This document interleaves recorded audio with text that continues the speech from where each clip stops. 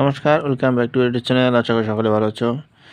এখন যেই রিজনিংগুলি আমি করে দেখাবো সেগুলি বিভিন্ন কম্পিটিটিভ পরীক্ষার জন্য ইম্পর্টেন্ট, তাই ভিডিওটি প্রথম থেকে ভালো করে শেষ পর্যন্ত দেখে নেবে।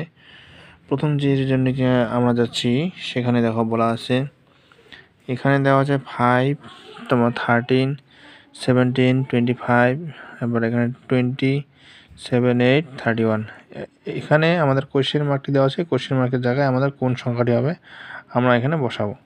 তাহলে আমাদের প্রথমে লক্ষ্য রাখতে হবে যে এই দুটো যে পিকচার আমরা দেখতে পাচ্ছি, এই দুটো পিকচারে কীভাবে সংখ্যাগুলি বসানো আছে। তো প্রথমে দেখো 13 এখানে কীভাবে আসছে বা 20 এখানে কীভাবে আসে। তাহলে এখন দেখো 17 থেকে যদি আমরা 5 বাদ দিই তাহলে আমাদের আসতেছে 12। এবার 25 থেকে যদি আমরা 12 বাদ দিই তাহলে দেখো 13 কিন্তু আমাদের এখানে আসতেছে।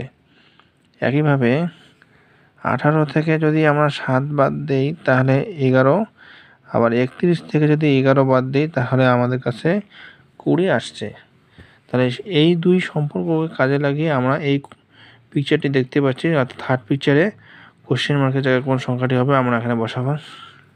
তাহলে এখানে 11 থেকে 4 যদি আমরা বিয়োগ করি তাহলে এখানে পাবো 7, এবং 21 থেকে যদি আমরা 7 বিয়োগ করে দিই তাহলে কিন্তু এখানে আমরা পাচ্ছি 14।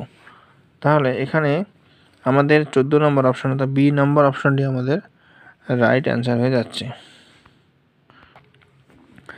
এখন যাচ্ছি আমরা পরবর্তী কোশ্চেনে বলা আছে দেখো, এখানে 3, 7, 4, 7, 4, 8, যাই হোক এখানে 2, 5, 7, 6, 8 দেওয়া আছে, 4, 9, 6, 3, 7, 4 দেওয়া আছে। তাহলে এখানে যে আমাদের দ্বিতীয় পিকচারটি দেওয়া আছে, দ্বিতীয় পিকচারে আমরা কোশ্চেন মার্ক দেখাবো। তাহলে এখানে দেখো দ্বিতীয় পিকচারে কোশ্চেন মার্ক দেখাতে গেলে আমাদের কিভাবে সংখ্যাটি বের করব।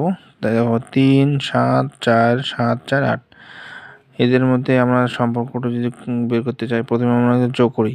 3, 7, 4, 8, আবার হচ্ছে এখানে 7, 4, 7, 4। তাহলে এদেরকে আমরা যদি যোগ করি তো 3, 7, 4, 8, 7, 8, 4, 7, তাহলে 7, 3, 10, 4, 8, 12, তারপর 7, 4 এখানে 11। তাহলে 2 আর 3, 1, 2, 3, তাহলে এখানে আমাদের 33 আসছে। একইভাবে আমরা যাচ্ছি নেক্সট, অর্থাৎ থার্ড যে আমরা পিকচারে দেখতে পাচ্ছি এদের আমরা সংখ্যাগুলির মধ্যে যোগ করি, দেখি আমাদের 33 আসে কিনা। তাহলে 4, 6, 7, 4, 3, 9। তাহলে এখানে 10, 7, 4 এখানে আমাদের আসছে 11, এখানে 12, তাহলে 2, 3, 1, 2, 3, তাহলে আমাদের 33। তাহলে একইভাবে এই দ্বিতীয় পিকচারে আমরা যেটা দেখতে পাচ্ছি, এই দ্বিতীয় পিকচারে যদি আমরা সংখ্যাগুলির সমষ্টি করে যদি আমরা 33 পাই তাহলে সেখানে কোশ্চেন মার্কের জায়গায় সংখ্যাগুলি আমরা বসাতে পারবো।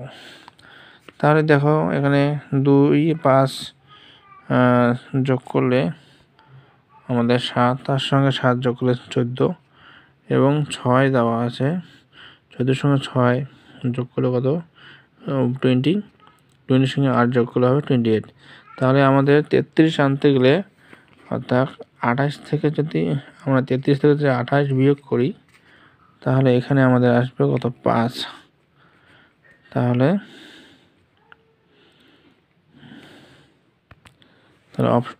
এখানে যে কোশ্চেন মার্কের জায়গা হবে আমাদের 5।